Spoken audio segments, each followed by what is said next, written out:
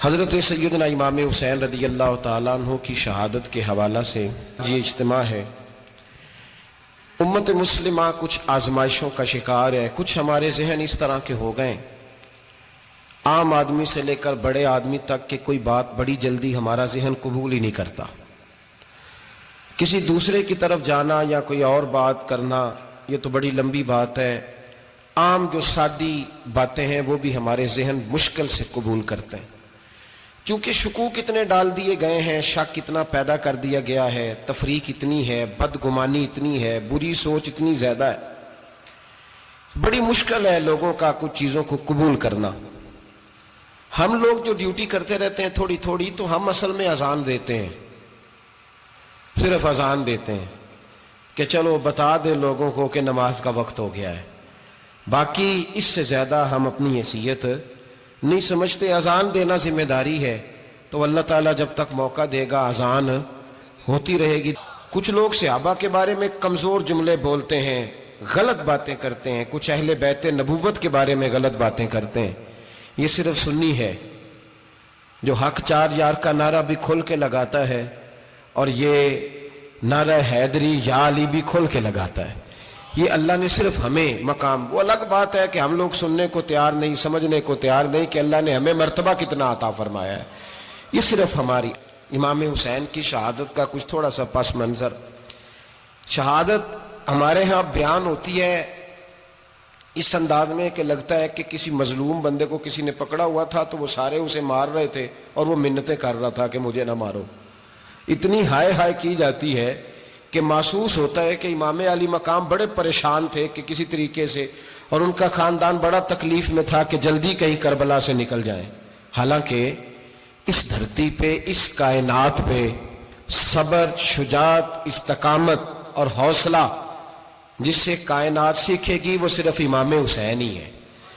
اتنے بڑے صابر آدمی کے بارے میں اس طرح کا رویہ اختیار کرنا کہ وہ تو گویا اس طرح کر رہے تھے کہ بس کسی طریقے سے میری تو یہ امام حسین کی مظلومیت سنا کے لوگوں کو اس طرح کا کر دیا جاتا ہے، یہ انداز بتایا جاتا ہے کہ شاید واقعہ کربلا رونے دھونے کا نام ہے، حالانکہ بات یہ نہیں ہے۔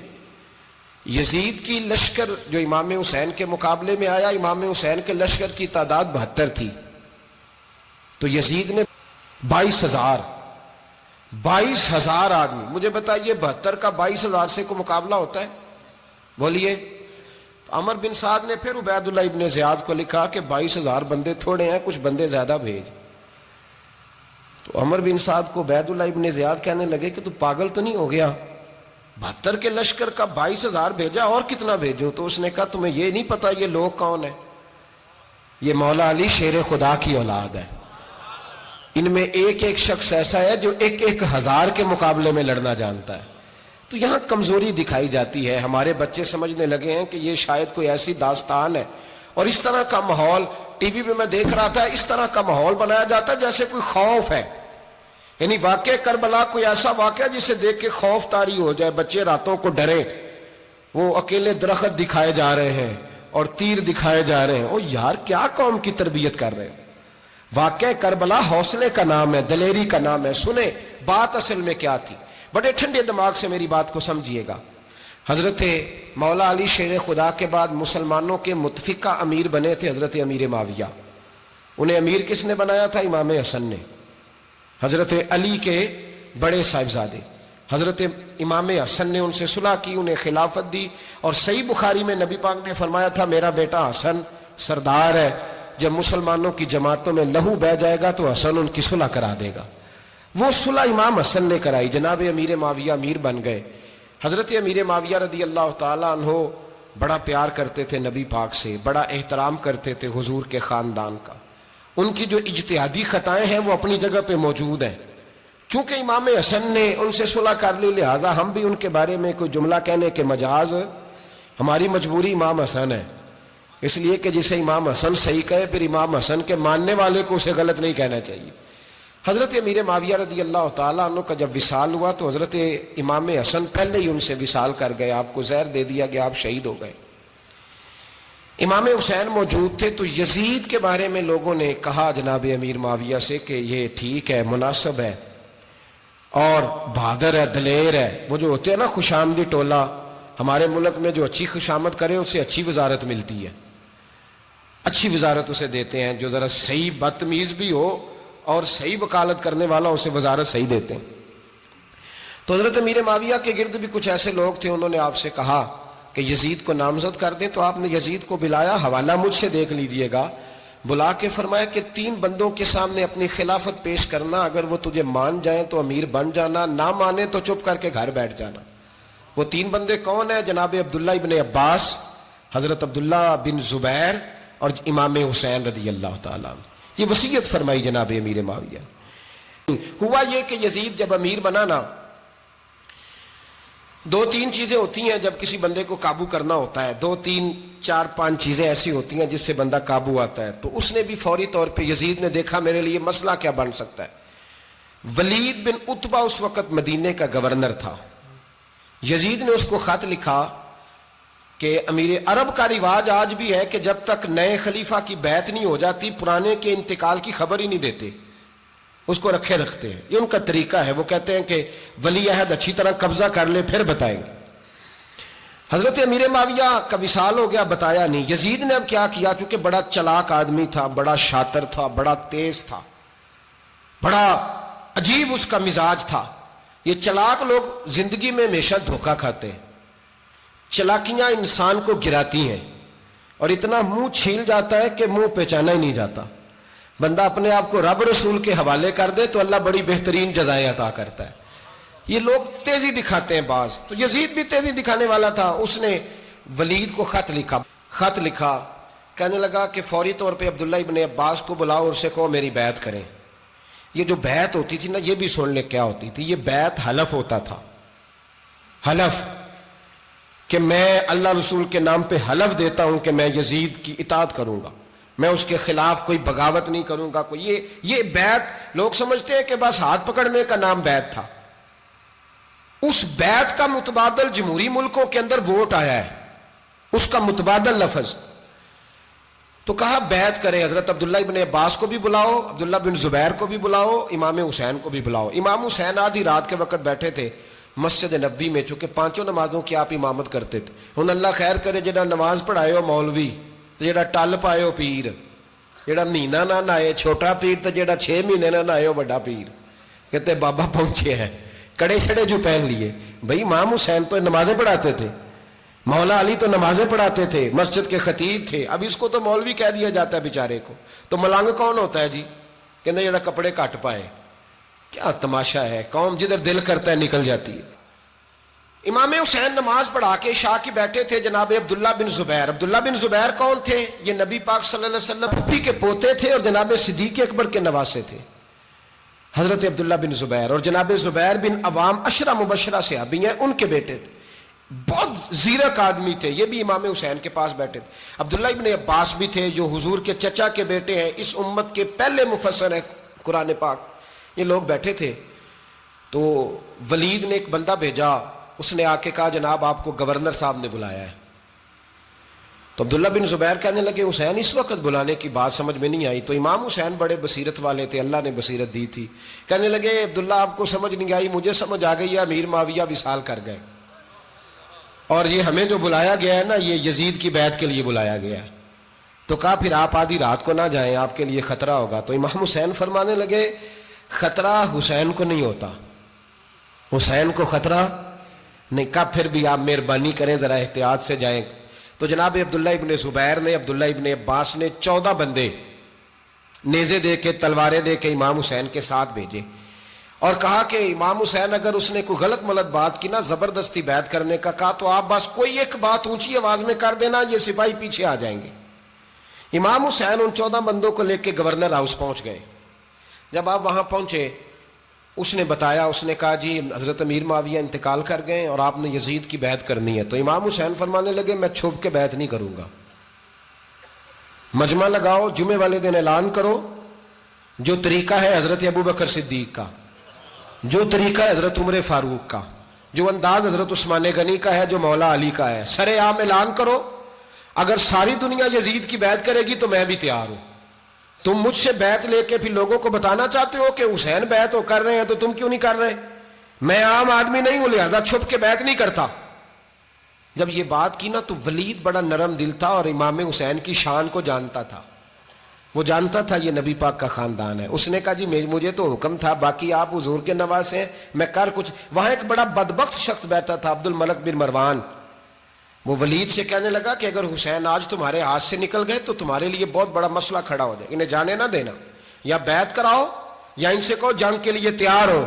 تو امام حسین رضی اللہ تعالیٰ عنہ کے کانوں میں آواز گئی تو فرمانے لگے ابن مرجانہ، اگر تیرے اندر جرت ہے تو آ سامنے حسین کے، اس کے کانوں میں باتیں نہ کر، کانا پھوسی نہ کر، باہر آ میدان میں، شرارت نہ کر، باہر آ، میں تمہیں ابھی بتاتا ہوں کہ حسین سے مقابلہ کرنے کا انجام کیا ہے.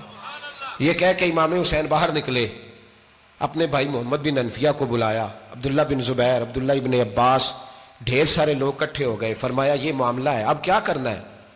یاد رکھیں ووٹ برادری کا نہیں ہوتا، ووٹ برادری کا نہیں، ووٹ دین کا ہوتا ہے. جو بندہ دین کے، ملت کے، مذہب کے معیار پہ پورا نہ ہوتے اسے حکمت کے تحت بھی ووٹ دینا جائز. ہاں یہ بات سچی ہے تو بہرحال سچی ہے، یہ یاد رکھ لے. ہمارے ووٹ سے کوئی ایم این اے، ایم پی اے جتنے ظلم کرے گا، ووٹ دینے والا اس کے ظلم میں شریک ہوگا، بالکل 100%. یہ لکھ لیں بات. ہم اس وقت بڑی جلدی، پتہ نہیں ہمیں کیا مسئلہ ہو جاتا ہے، اتنی مصیبت انہیں نہیں بنی ہوتی، نہیں یہاں بنی ہوتی ہے. خدا کا خوف کریں. امام علی مقام ووٹ ہی مانگ رہا تھا نا یزید، اور پھر اس نے بڑے بڑے لالچ دیے. اس نے کہا کہ آپ 5-4 صوبے ہیں جس کی گورنری مرضی رکھ لیں، دولت آپ کی مرضی کی. تو پھر آج ہمیں بھی لوگ مشورہ دیتے ہیں، کہتے ہیں مسجد میں سیاست نہیں ہونی چاہیے. میں نے کہا کیا کریں، یہ امام حسین ہمیں مجبور کر گئے، کوئی نہ کوئی بات کرنی پڑ ہی جاتی ہے. امام علی مقام نے فرمایا چھپ کے ووٹ کی بات، بیعت کی بات نہیں ہو سکتی. آپ نے جا کے لوگوں سے مشورہ کیا تو وہ کہنے لگے حضور وقت ابھی مناسب نہیں ہے، آپ اس طرح کریں یہاں رکے، ہم مکے سے، عراق سے، کوفے سے لوگوں کو بلاتے ہیں، یہاں ایک بڑی مجلس مشاورت قائم کرتے ہیں. امام حسین فرمانے لگے اگر تم مشاورت قائم کرو گے تو ولید اور عبد الملک بن مروان وہ تو جنگ کرنے کو تیار ہے، اور نبی پاک نے فرمایا ایک مینڈا ہوگا جس کی وجہ سے مدینے کی گلیوں میں لہو بہے گا. فرمانے لگے میں وہ بکرا، وہ مینڈا نہیں بننا چاہتا. کہا پھر آپ کیا کریں گے؟ تو امام حسین رو پڑے. فرمانے لگے میں مدینہ چھوڑ جاؤں گا لیکن مدینے کی حرمت پامال نہیں ہونے دوں گا. امام علی مقام آدھی رات کے وقت نکلے. سیدہ فاطمہ کا دروازہ ایک اس دن تھا جس دن حضرت مولا علی کوفے چلے گئے اور دوبارہ آج تالا لگا جب امام حسین نکلے. آپ جنت البقیع کے پیچھے کھڑے ہو کے حضور کا روضہ دیکھنے لگے. اس وقت گنبد تو نہیں ہوتا تھا، روضہ دیکھنے لگے. نانا تیرے کرم کے خزینے کی خیر ہو، میں جا رہا ہوں تیرے مدینے کی خیر ہو. سارا خاندان لے گئے، مکے تشریف لے گئے. حج کے ایام قریب آنے والے تھے. امام حسین نے وہاں لوگوں سے باتیں کی. جب امام حسین وہاں سے پہنچے تو کوفے سے خط آنے لگے. کوفہ حضرت علی کا دارالخلافہ تھا، وہاں آپ کے محبین، پیار کرنے والے ڈھیروں تھے. انہیں خط لکھے کہ حضور آپ چپ کر کے بیٹھے ہوئے ہیں اور ہمارے اوپر یزید مسلط ہو گیا ہے. آپ اگر میدان میں نہیں نکلیں گے، آپ نہیں آئیں گے تو ہم اللہ کی بارگاہ میں شکوہ کریں گے کہ کوئی ہماری کمان کرنے کو تیار ہی نہیں ہوا. اور وہ خط 1 2 3 نہیں آئے، وہ خط اتنے تھے کہ 3 بوریوں میں بھرے تھے امام حسین نے، 3 بوریوں میں. اب مجبوری ہو جاتی ہے، حق کے لیے کئی دفعہ بات کرنا مجبوری ہوتی ہے. اگر نہیں کرے گا تو پھر اس کو بھی قبر میں جواب دینا پڑے گا. امام علی مقام رضی اللہ تعالیٰ عنہ نے مکے میں اب لوگوں کو جمع کیا مشورے کے لیے. ہر بندے نے کہا حضور وہ بلا تو رہے ہیں پر اپنے وعدوں کے پکے. بڑے کم لوگ ہوتے ہیں، بڑے کم لوگ. جسے زندگی ہو پیاری وہ یہیں سے لوٹ جائے. میرے قافلے میں شامل کوئی کم ظرف نہیں ہے. بڑے کم لوگ ہوتے ہیں جو ارادوں کے، وعدوں کے ہمیشہ ساتھ چلنے کے پکے ہوتے ہیں، ورنہ بڑے لوگوں کو گرمی لگنے لگتی ہے، بڑے لوگوں کی مشکلات آتی ہیں. بڑے لوگ ایسے ہوتے ہیں جن کی مجبوریاں بن جاتی. کہا حضور وہ پکے نہیں، آپ نہ جائیں. ہر بندے نے کہا حالات ٹھیک نہیں، حالات گراؤنڈ ریالٹی صحیح نہیں. یہی مشورہ آج بھی ہر بندہ دیتا ہے، ابھی حالات نہیں. اتنے خراب حالات کبھی نہیں ہوئے تھے جتنے امام حسین کے دور میں تھے. لیکن فرمایا میں دین کے خلاف غلط حکمران کو مسلط ہونے کی اجازت غلط حکمران کو مسلط ہونے کی اجازت مزاحمت کروں گا، مخالفت کروں گا۔ امام کہنے لگے کوئی بات نہیں، وہ میرے ساتھ چلے نہ چلے لیکن میں کوفے جاؤں گا، وہ لوگ میرے ساتھ کھڑا ہونے کو تیار ہے تو وہ جھوٹ ہے یا سچ ہے پر میں چلوں گا۔ جب امام علی مقام نے اصرار فرمایا تو جو آپ کے قریبی صحابہ کرام کی اولادیں تھی ساری، یہ بھی اب بیماری ہے، کچھ لوگ کہتے ہیں جی صحابہ نہیں ساتھ چلے، تو میں کہتا ہوں اہل بیت نبوت کے تو کل افراد 21 تھے، تو 72 میں باقی اولادیں کس کی تھیں؟ وہ ساری صحابہ کی اولادیں تھیں، وہ سارے، پتہ نہیں کیوں اس طرح کا فلسفہ بیان کیا جاتا ہے جس میں حالات خراب ہو۔